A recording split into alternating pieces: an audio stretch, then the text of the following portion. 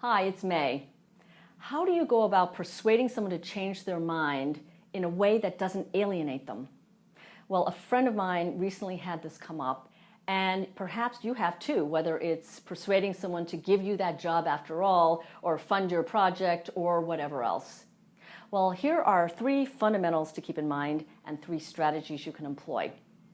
Here are the 3 fundamentals. First, get really clear on what your goals are, the end goals, and why your way about it makes sense, and what it is that the world will look like if we do it your way.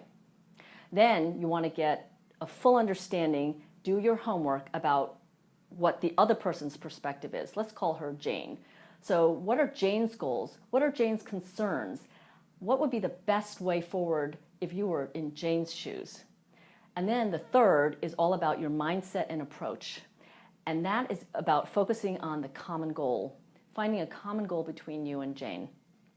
And I think about that in terms of, rather than going in and focusing on we're stepping into the boxing ring and duking it out, instead, if we're sitting across the table from each other, why not swivel your chair around so you're sitting next to Jane, whether literally or figuratively, so that you're both looking at the same set of opportunities and finding a common ground and a common way forward.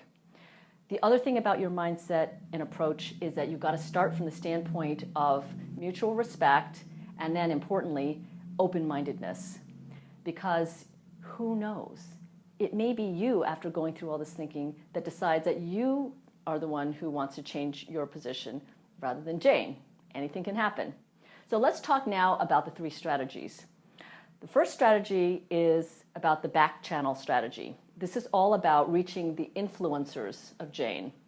Now, caveat here, keep in mind that these influencers may have just as good a relationship with Jane as you have, or perhaps even better. So you've got to be ready for whatever you say to those influencers to get right back to Jane. And when you talk to the influencers, you're trying to do 3 things.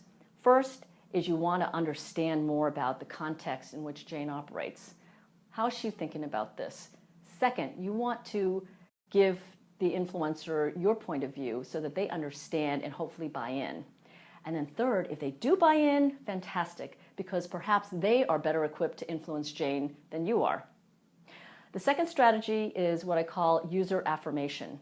And this one is all about, instead of you confronting Jane and telling her that her idea is not good and she should change her mind, have the people who are actually going to be affected by this, the users of whatever the project is, gather data about how they feel about things and use that data to present to Jane so that the users are the ones changing her mind.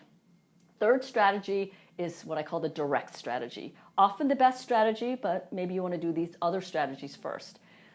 The direct strategy means you and Jane sit down and your goal is to understand her point of view. Remember that Stephen Covey quote, seek first to understand, then to be understood. And then, as part of that, remember that it could become a multi-stage process.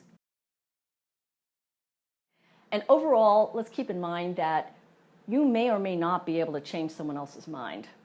Sometimes it's just not possible, but it is definitely possible to go about it in a way that does not alienate Jane or whoever it is that you're working with. So stay tuned for next week when we talk about some tactics for handling that session with Jane, the direct strategy. And in the meantime, let me leave you with this question. What strategies have you successfully employed to persuade others to change their minds without alienating them? And then share that with us in the comments section below so that we can all benefit.